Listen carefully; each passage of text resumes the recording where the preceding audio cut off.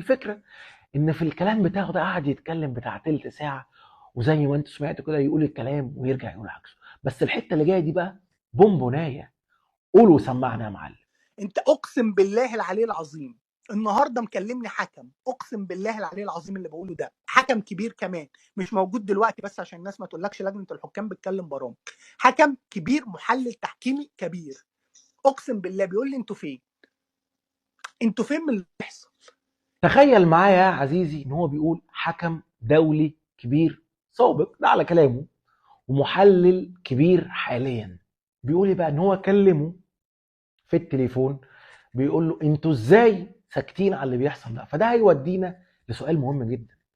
حكم بهذا الانتماء الشديد للنادي الاهلي، ازاي لما كان بيحكم ماتشات كان طرف فيها الاهلي كان بيعمل ايه؟ طب ماتشات كان طرف فيها نادي الزمالك كان برضه بيعمل ايه؟ بلاش دي. لما بيطلع يحلل دلوقتي الحالات التحكيمية للنادي الاهلي بيقول ايه وبيتصرف ازاي؟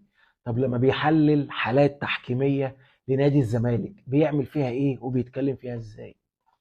سؤال كده يخليك تقعد تفكر كتير. الكلام بتاعه ده مش سهل وخطير.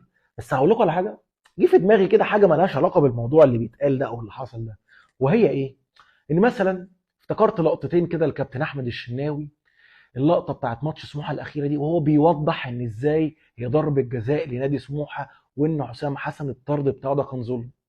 وافتكرت تاني برضو التحليل بتاعه لنفس الكرة هي وشد اوضح بكتير من دي، بتاعت كرة سامسون في ماتش الداخلية. قال لك اصل التيشيرتات ومش التيشيرتات والموضوع ده كله.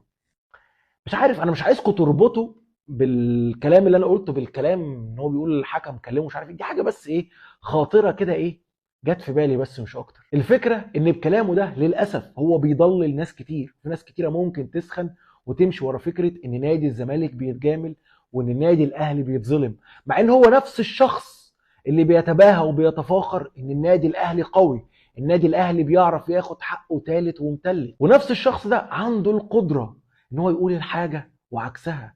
وللاسف في ناس طيبين من كتر حبهم في النادي بتاعهم بيصدقوا الكلام ده وبيمشوا وراه، ويجي يقول لك اصل نادي الزمالك ماشي ورا فكره نظريه المؤامره.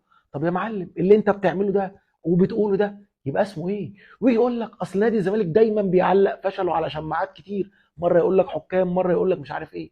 طب يا معلم ما اللي انت بتعمله ده هو اللي انت بتقول ان نادي الزمالك بيعمله. الفكرة طول ما في ناس طيبين، وللأسف همشيها طيبين، بتصدق الكلام ده وبتردده وبتصدقه ومؤمنة بيه، طول ما هيبقى فيه زي فارس الكلمة المغور.